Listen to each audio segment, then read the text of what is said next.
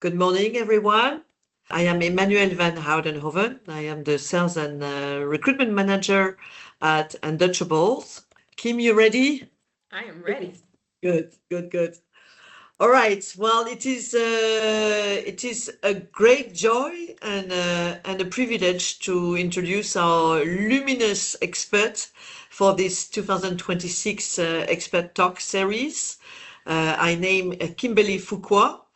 I first met Kim at an American Chamber of Commerce event a few years back. She was a speaker representing the Diversity and Inclusion Committee of the AmCham.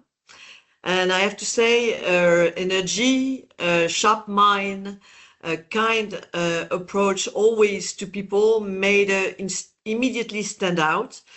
And of course, next to that, our improbable connection, Chicago connection, did the rest.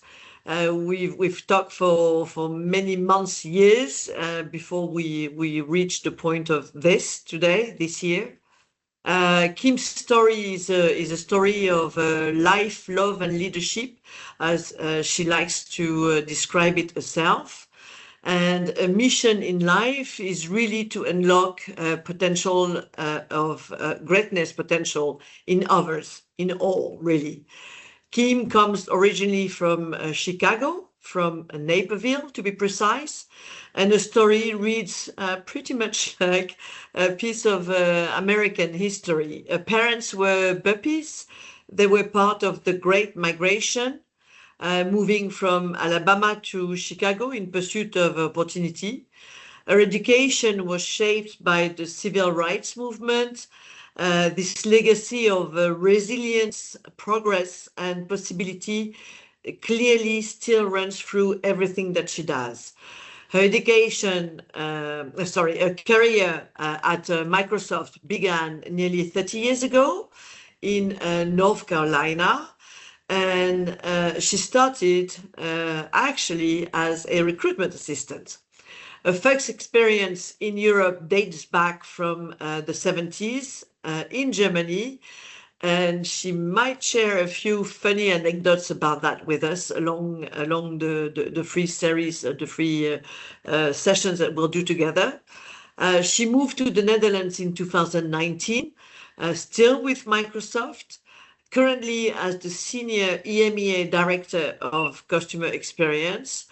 And because she incidentally also is a born storyteller, she founded Luminous Leaders on February 1st, 2025, to help junior to senior talents find their own voice. And today, as we embark on this AI journey with her, Kim will explain how things are already changing and how in an AI era, belonging is in fact no longer a given, it is a choice. Kim? Yes. It's your wow.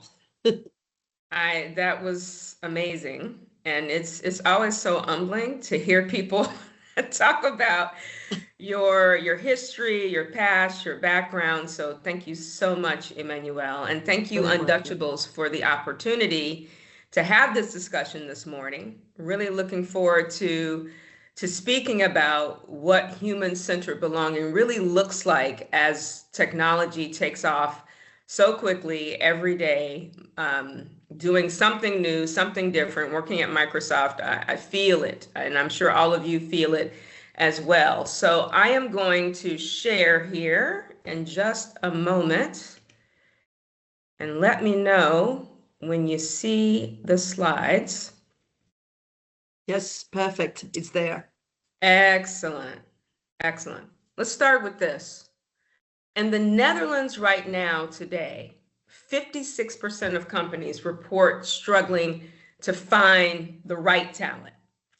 And worldwide, you've got 77% of employers that are facing a shortage in talent.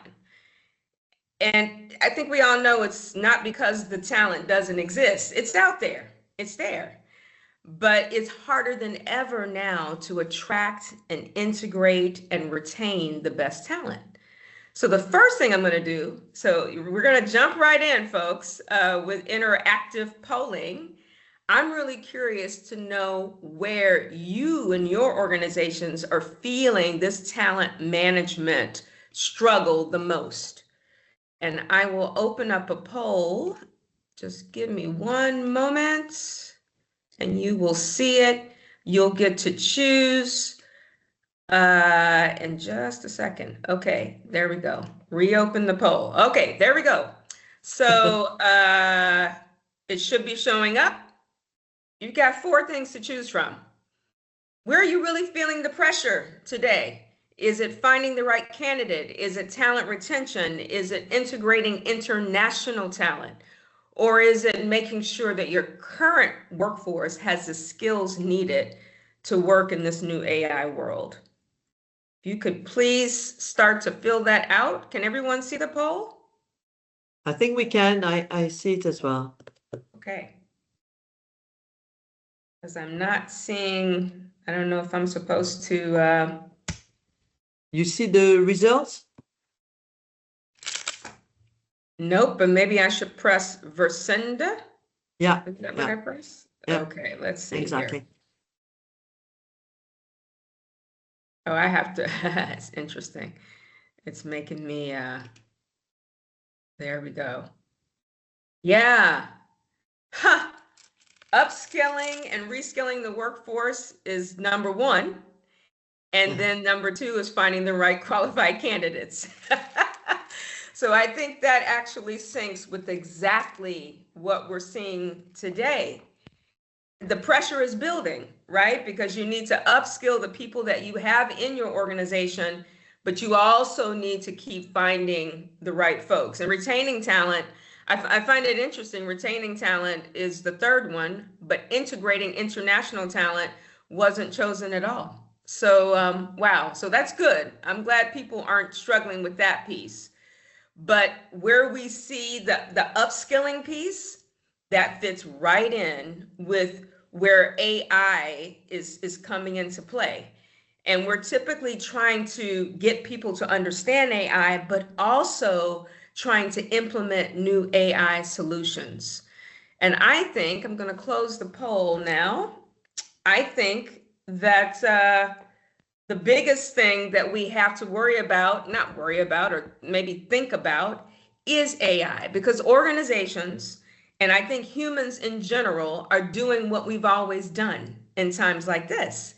We're turning to technology. So the upskilling and reskilling the workforce makes a lot of sense that was number 1. We're using AI to screen faster. We're using AI to match faster. We're using AI to optimize almost everything. And working at a company like Microsoft, I have to say AI at least 100 times today. So you'll hear it a lot in this presentation. But there's also a certain kind of, I would call it tension, that we simply don't talk about. We ignore it a lot, because at the same time that we're trying to accelerate efficiency and productivity, we're also having a negative impact on the human experience in the workplace. I have a very important question, and this one is not a poll question, but it's one we need to think about. If AI is optimizing how we work, who is designing how people experience their work? Because AI can only do so much. AI can optimize right now just some processes, not even all of our processes. But what it can't do is create trust and belonging. Trust and belonging are basic requirements when it comes to productivity in the workplace. They're table stakes. Without trust, there is no belonging. And without belonging, the very talent that you've worked so hard, that you've invested money in to attract and get to your company, as we saw, retaining talent is difficult as well. They won't stay if we don't have that trust and belonging. And we think about international talent. I was glad to see that nobody marked that, but I still think that it can be a challenge, because what slows people down is not a lack of capability when it comes to international talent. It's really poorly designed system of embedding belonging. And many of our organizations are hiring international talent that possess outstanding technical and AI skills. But the same international talent will struggle to understand cultural norms, unwritten rules, language, and knowing what they don't know if the systems are not designed to support them. So maybe you get them in your organization, but then that talent retention that we saw in the polls starts to be an issue. Listen to this. I want you to really focus in on this. Belonging is not a culture initiative. And let me say it again a different way. Belonging is not a culture initiative.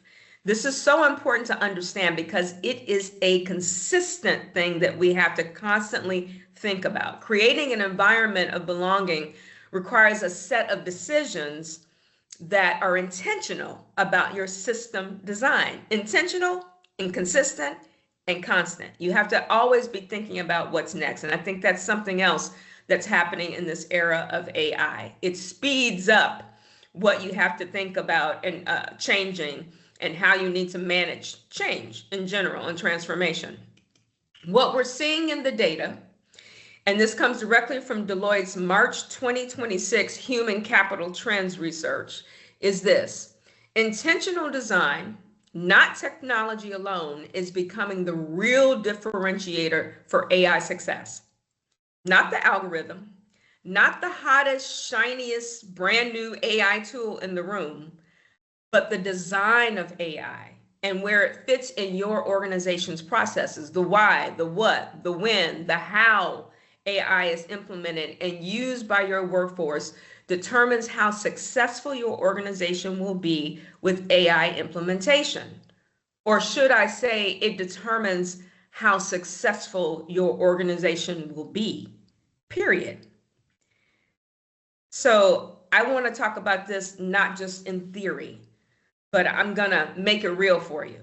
A couple of years ago, I delivered a keynote at the Women in Tech conference, the one that's held at the RAI in Amsterdam every year. And it was entitled Inclusive Intelligence, Combating Bias in AI. And Microsoft's EMEA talent acquisition team was there supporting me. That was really nice to see them in the audience.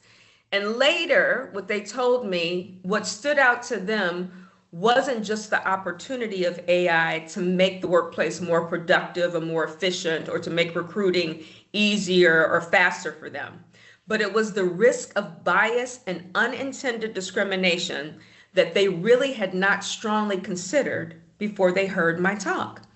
Then they asked me to bring that conversation directly to their entire EMEA recruiting organization. I applauded them for that because they took action when they saw that there was something that was missing in how they were implementing AI.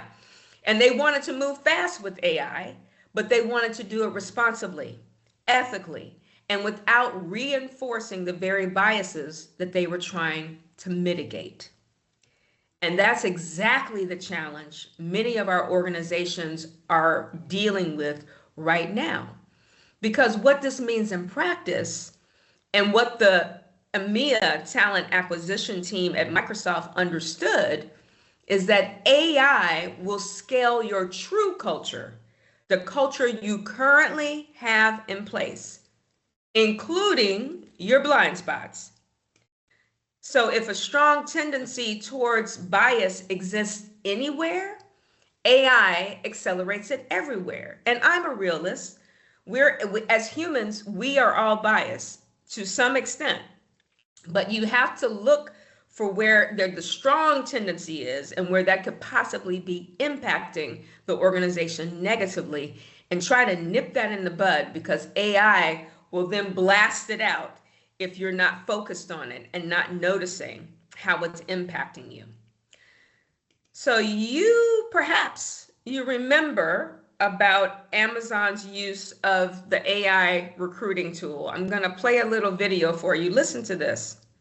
Had an experimental hiring tool that taught itself that male candidates were preferable and penalised resumes that included the words women's and downgraded graduates of 2 all-women's colleges. Meanwhile, another company discovered that its hiring algorithm had found 2 factors to be most indicative of job performance: if an applicant's name was Jared and whether they played high school lacrosse. So clearly, exactly what data computers are fed and what outcomes they are trained to prioritise matter tremendously. I love how this is the comedian John Oliver uses humor to land a very important point. When AI is built on flawed training data, bias isn't just, oops, we had an accident, oops, we made a mistake. It's designed into the system. And this is why we must be so intentional about the integrity of the data and the system design from the very beginning. I think all of us know this term, garbage in, garbage out. Your AI, the AI solutions that you implement will reflect your past unless you design differently and unless you check that training data on a continual basis to make sure that it really reflects what you want that AI to pull out. And I'm not suggesting that you go across, the organization and try to, fix everything all at once. That's difficult to do, to scale across the entire organization. But you can start with one system. You can ask one question. Who consistently wins and why? The answer to this question will reveal if you truly have a workplace environment that champions belonging, because a culture of belonging determines who feels valued by the organization. When employees feel seen and heard and valued, that is when employees stay. And that's when we can start to address talent retention. Organizational leaders should consistently and constantly ask who's getting heard, who gets the credit, and who is getting the coaching and the sponsorship. People experience culture through verbal communication and behavior. That is literally the definition of culture. What we say and what we do is what makes a company's values real. And there's a reason that belonging matters. So there is an increase in work productivity, about 56% for employees that feel a high sense of belonging. There's about a 50% decrease in turnover rate, right? Like there's this idea of intention to stay. So employees who feel like they belong are just less likely to leave an organization. And then there's a decrease of 75% of use of sick days in particular, right? That's a correlation that we've seen in the research around belonging and employees taking time off, right? There's also a ton of research around just employees show up differently and arguably better when they feel a sense of belonging. So retention and belonging are very much so mixed, and that if you feel more like you belong, you're probably more likely to stay, right? And you're more likely also to be, a better employee for the organization. What struck me about this is the 75% reduction in sick days when people feel like they belong. 75%. I mean, that is a validation of the direct correlation between belonging and productivity. I think all leaders need to understand and know this. Building a culture of belonging is also building a performance and productivity infrastructure. And belonging is built in moments. So that is me on the right, and it refers back to the cute little funny story that Emmanuèle talked about at the beginning in the intro. I spent the first 2.5 years of my life in Germany because my dad was in the army and stationed there. And my mom was walking down the street with me one day, and someone from a coffee shop came running out and asked if they could use me as a model to advertise their coffee. Well, I think I knew at that point, even at that young age, I was not meant to be a model. So where you're seeing me on the right in that picture is in a moment that I very clearly did not feel like I belonged. And it's important to remember that we don't experience belonging because someone told us what and how we should feel. We remember it as a moment where we felt seen, or a moment when we didn't. And those moments still happen today, especially for younger people entering the workforce, or for people who are coming from different countries, different cultures, new organizations, new systems. people who are different in many ways. Perhaps they have a neurodiversity going on, or some other kind of difference. We need to understand that belonging is felt in moments. I also want you to think about here, just take a moment, and you can also respond. Think about your last international hire, or perhaps your most recent group of new hires, or some young people that were recently hired, international or not. And if you're comfortable, drop a few words in the chat, or you can come off mute if you'd like, and share with us, what did you realize that they were struggling with the most as they tried to integrate into the organization? Was it AI? Was it the technical piece? Or was it something else having to do with feeling like they were really a part of the organization? What did they have to figure out? And I'm going to check the chat, see if anybody's dropping something in there. Feel free to come off mute as well. I'm not seeing anything. Are we awake this morning, audience? It's Friday morning, right? I know. You can also come off mute if you'd like. Thank you, Charlotte.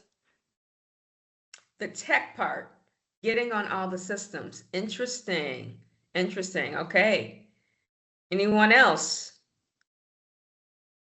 And I think getting on all the systems is because we don't always, I know, and I'll be very vulnerable, cultural differences. Yes. Yes, that's huge. Understanding the mixed culture of the company. We have that in many of our companies, especially in the Netherlands, because it's such an international labor market. Same, and finding housing. Okay, yeah, that's difficult. That's difficult in the Netherlands for everybody. Understanding the unspoken routines. That is exactly what I'm talking about, because that speaks directly to whether or not they can understand how to operate, because you can have people with great technical talent and even those who can figure out the systems, but if they don't understand the unspoken piece, what I call the meeting after the meeting, sometimes that they're not included in, it makes it very hard for them to want to stay. So the struggles that we're seeing talked about in the chat, and thank you for chiming in there, it's not always about the technical piece. And we had one person say, yeah, getting onto the systems, but most of you talked about, hey, it's a systems design gap. And I see someone saying, I'm one of the young people that was hired recently for a temporary internship. I got used to the systems quite quickly, but I actually struggled the most with getting used to the social and unspoken part of office culture as a neurodiverse trans person. This is exactly, thank you. Thank you. It just says Trainee Lighting Convention Bureau. So I don't have a name there, but you nailed it. And this is exactly what I'm talking about. And I'm hoping people realize that this is a systems design gap. We need to focus. Using AI is great, but having systems and processes that help people, especially those of difference, come into your company and feel like they're a part of the company as soon as possible is key. And so I'm hoping that the folks on this call are realizing that AI can't fix it all, right? And we need to be thinking about how we design processes, programs, and using the best information we have to address these concerns. And even if there is an AI solution that you think would help, you've got to ask questions about that. You've got to be curious. And you need to be wondering, what questions should you ask to make sure that that AI is designed to work responsibly and ethically, and just to work to address the issue that you brought up. So what I believe is that if we don't intentionally design responsible and ethical AI, the system gap that we just talked about will only get bigger. Responsible AI and focusing belonging as the context for using that responsible AI is a demonstration of leadership. And we need a lot of leadership nowadays, because you see these numbers. The overwhelming push to use AI in the workplace is now causing 42% of employees to feel like they may lose their job. And 24% don't even feel prepared to work with AI. So we're scaling AI, or the idea of AI, faster than we're scaling employee trust. We've got to fix that. This brings to mind another question and yet another poll. How confident are you that AI is used fairly and transparently in your organization? And I am opening up the polls right now. Just bear with me one moment. There we go. That's it, yeah. Yeah. So if you could fill that out, how confident are you? Are you very confident? Are you somewhat confident? Maybe not very confident at all, or just not sure? And even the not sure gives an idea of where we are with that AI adoption. So I'm going to, because it forces me to answer as well. And what I see, somewhat confident. Okay. All right. So that's good to hear. Because if you're somewhat, I don't see very confident though. Very confident. There's 10%. 6%. Yeah. 6%. 10% of the very confident. So you're either somewhat confident or you're just not sure. And that tells me a lot too, right? So the somewhat confident tells me that the people who are using AI, so far, they haven't seen anything that jumps out to them as being not ethical or not responsible or very biased or discriminatory. But the not sure tells me that there's a lot of people that they're wondering, should we actually be using these? Have we done the things necessary to make sure that the AI is implemented responsibly? So thank you for responding to that. And that's really good to understand. It actually mirrors the data that we see out in the marketplace. The confidence around human-centered, responsible, ethical AI implementation is still not at the levels that we really need to see it. That not sure told us a lot we needed to know. These are not just enterprise technology decisions either. They are complex people decisions that have to be analyzed from many different perspectives across your organization. And because of that level of complexity, you saw that not sure and somewhat confident, that lets you know that the complexity is there. It demands that we have a human in the loop of AI implementation and change management. We need to have someone always asking, who's reviewing this tool to make sure that it's actually doing what we expect it to do? Who challenges the results of the tool? And who's protecting the people and the processes and the tool and the other pieces of your organization, the belonging in your organization? Who's protecting that to make sure that the AI solution is not negatively impacting that? One thing that we know does provide protection is this new EU AI Act, and it's already in motion. The major enforcement is this year in 2026, and by next year, it will be in full enforcement. And this means that responsible AI, especially in hiring, is not just a nice to have. And it isn't about future planning. It is now. It is present and it's now. The EU Act is meant to ensure that AI is safe, transparent, accountable, and that it's protecting people, as I mentioned before, protecting their rights while keeping humans and people in control of the high-risk decisions. That's what I talked about, having the human in the loop, like hiring and workforce management. That's why having that human in the loop and updated processes for checks and balances is so important. So we've talked about the so what. So now I want to talk about the now what. What can you do to make a difference? And the first thing I suggest is that you encourage or check with your organization, because maybe this exists, but if they don't have it, encourage your organization, your company, to develop a human-centered AI playbook. Now, you don't have to call it that. You can name it whatever you want that makes sense. But it should be a guide to how systems will be regularly audited, how leaders will be trained and retrained as necessary, and how efforts will be put into place to create an environment of belonging. So that's intentional and normalized as a part of everyday company operations. Tools like Viva, Textio, Eightfold, and Gloat help organizations apply human-centered design by making bias visible. We have to be aware that it's there before we can do anything about it. Improving inclusive communication, that's also very important, and providing data-driven. That's what's really important. Understanding how is it really showing up in your company and measuring it. Data-driven insights that keep people, humans, not just AI algorithms, at the center of your decision-making.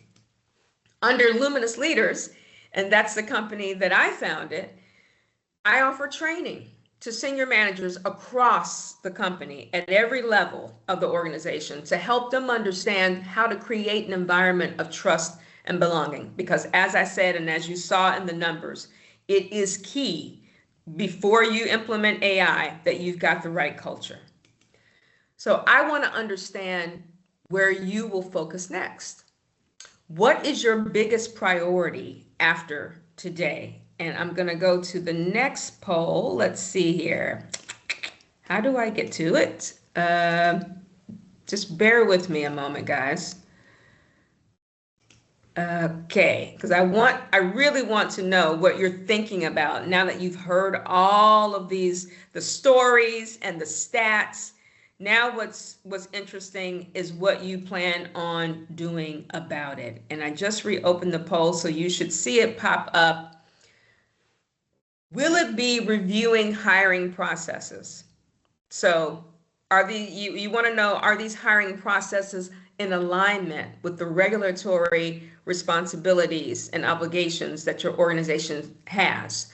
Will it be improving onboarding and integration? We saw in the comments earlier that certainly understanding how to use the tools and the systems are important, but what's even more important is the cultural part. How do I fit in? Where do I fit in? Especially when I'm a person perhaps that's different than the dominant group in the company. Is it about building the capability of leaders?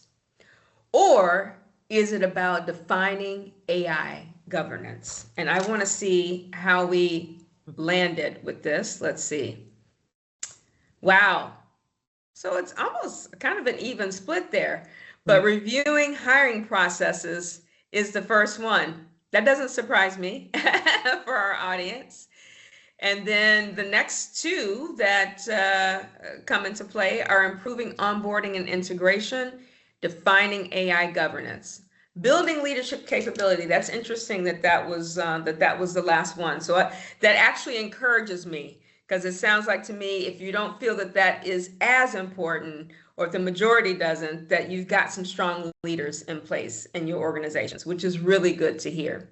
So what I suggest is that, this is my second suggestion, other than having that human-centered AI playbook, you need to start. You have to start somewhere. Whether that means auditing one system, and you have many partners like Deloitte that I mentioned earlier, like PwC, other smaller ones. You even have some nonprofit organizations that will audit your AI systems to make sure that the data you're using is not flawed, like what we saw with John Oliver, and he was talking about Amazon, and that you're using the best, most diverse set of data for the best results. You can change one behavior. Focus on your culture. What is it about the culture that needs to be changed?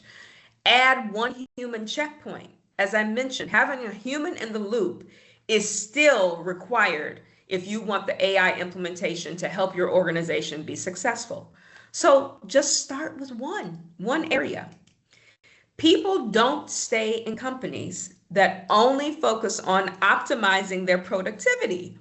They stay in companies where they feel like they belong. So the question is, what or who are you designing for?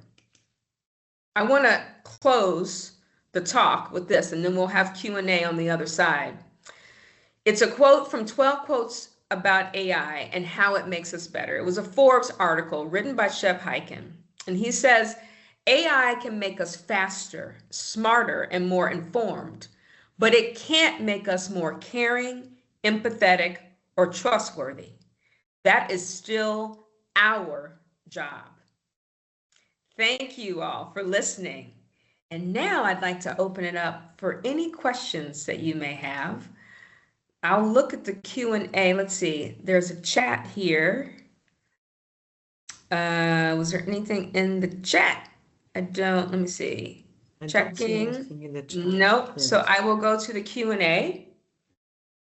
Any questions, or you can come off mute and ask any questions as well. I hope people can, because apparently there was a glitch earlier. Oh, they can't. On the mic. I actually had a question because you were talking about, and thank you. It was a great presentation, and you nailed it in terms of exactly putting the finger on the pain points, I think, for a lot of organizations at the moment with AI. But you were talking initially about the speed of the changes that we have to face at the moment, which is definitely something that is new for a lot of companies.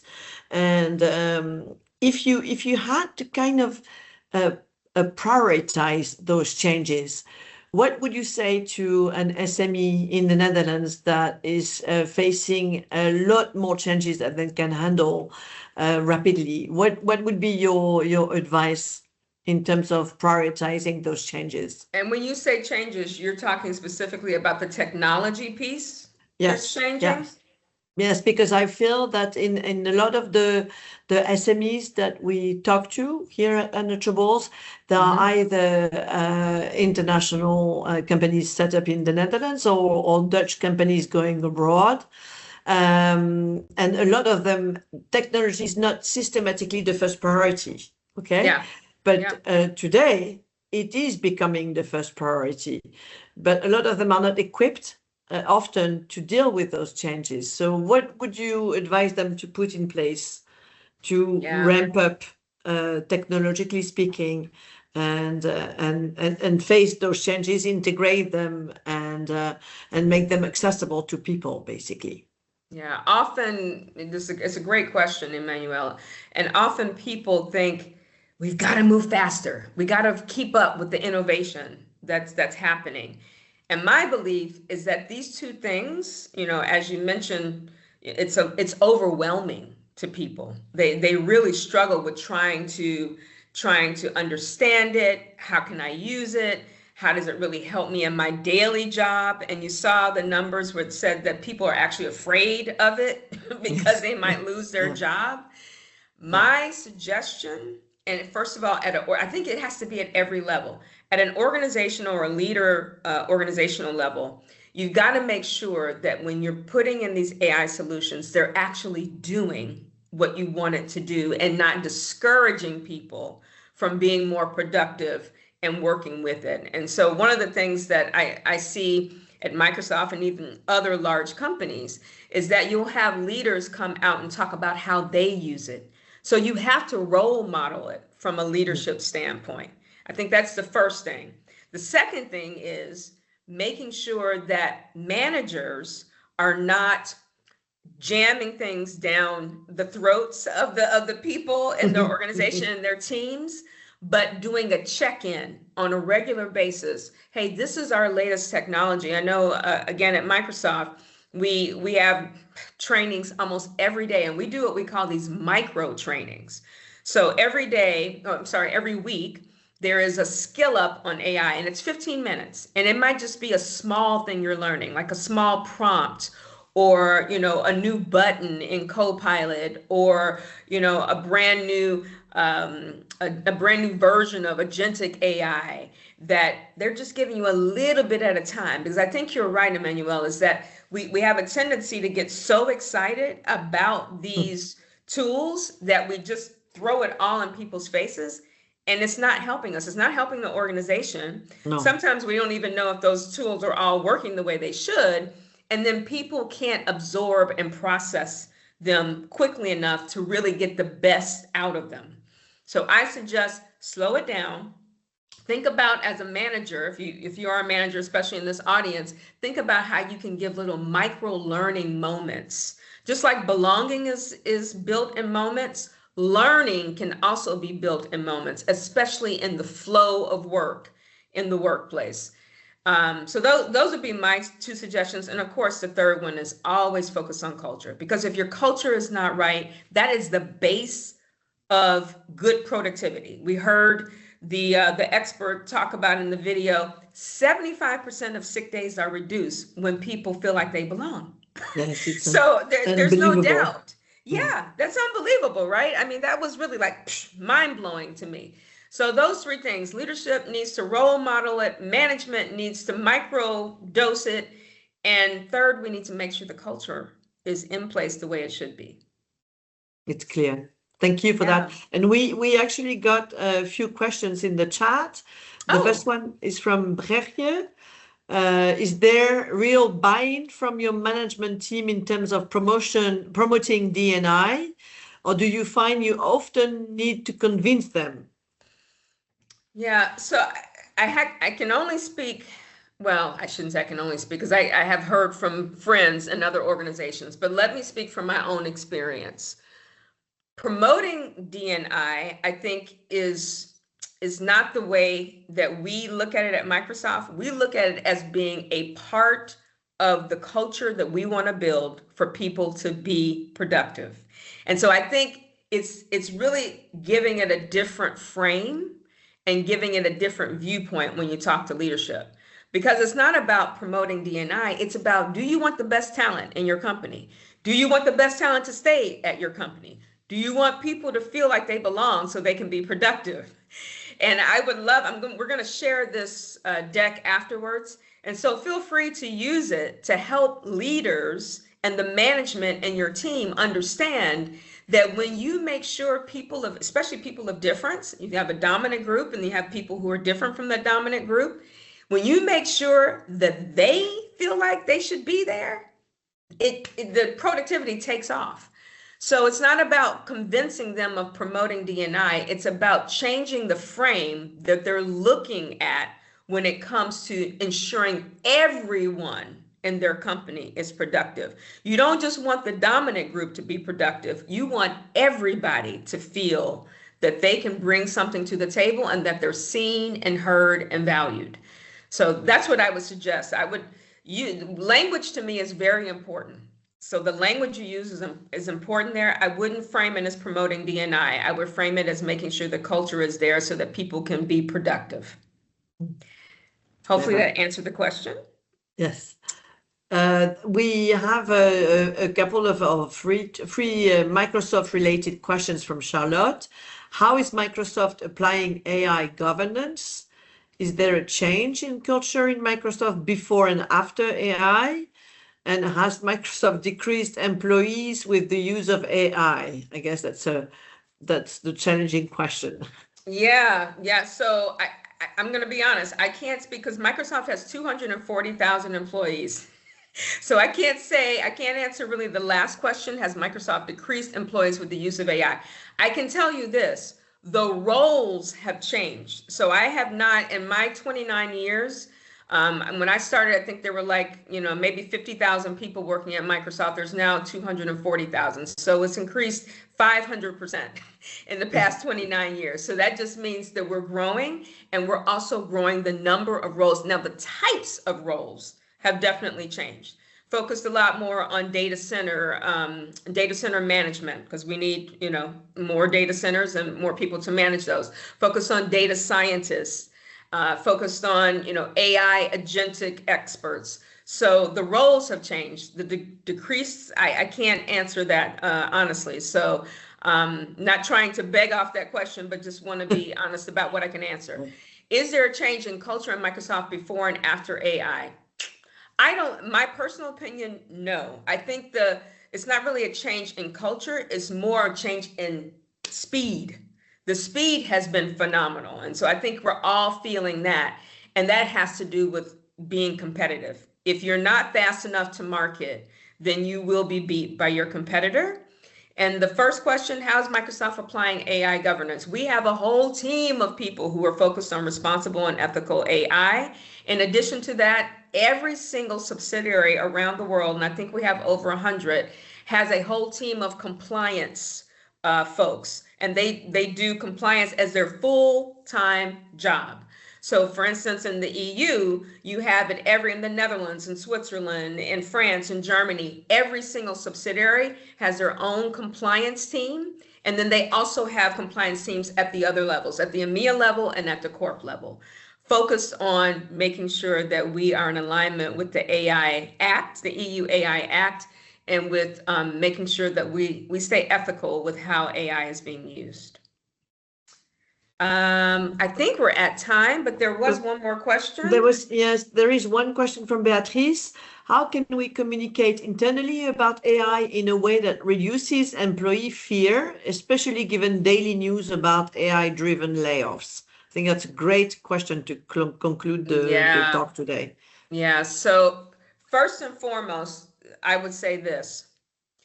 You can't control everybody else. So for those who, are thinking, fear, and I get it. I talked about this, right? There is a fear about losing your job because of AI.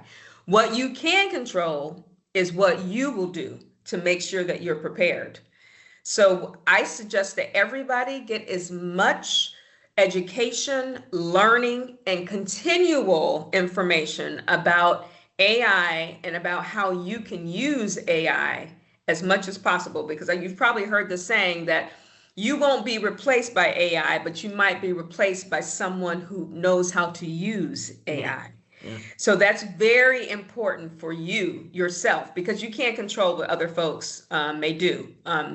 But the other thing is communication. And for those who are managers on this call, it's studies done that people listen to the communication from their direct manager.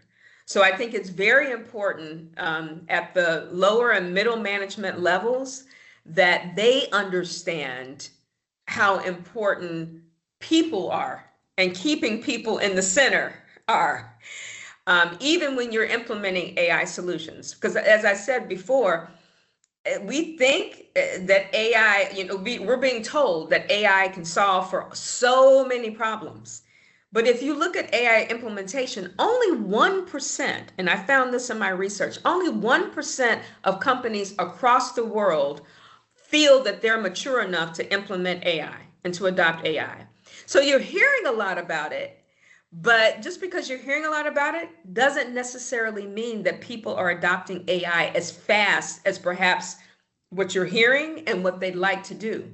And that is because AI, as I mentioned before, can only accomplish a few things. It can't replace everything yet. And so I think, as I said, if you get that learning about how to use it, you can be even more effective in helping your company and your organization choose where to implement AI to really make them the most successful, because AI doesn't work for everything and everywhere all at the same time. So you have to be very careful about that and be vocal. That's the other thing I would say. I know at Microsoft we have these employee signals. We have it's like a poll every year. And that is something that they look at. Leadership and management looks at on a regular basis. How are people absorbing what we're giving them? How are they dealing with all of the AI information and tools and systems?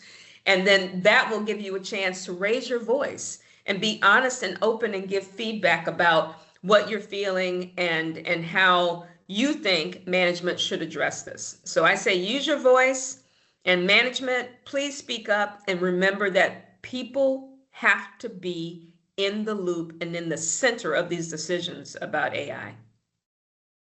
That's the great last words of this webinar to conclude. Thank you, Kim. I think that's about it for today. We have a slide with the next dates. Thank you, Kirsten. So the next webinar will be online on September 18th. And then the last session on November 20th will be a live session. Please join us on September 18th. And until then, best of luck with taking home and taking to your leadership and to your management and to your teams everything that Kim has brought us today. And thank you, of course, Kim. It was fantastic to have you here. Thank you, Undutchables team and the audience. Welcome. Really enjoyed it. Thank you.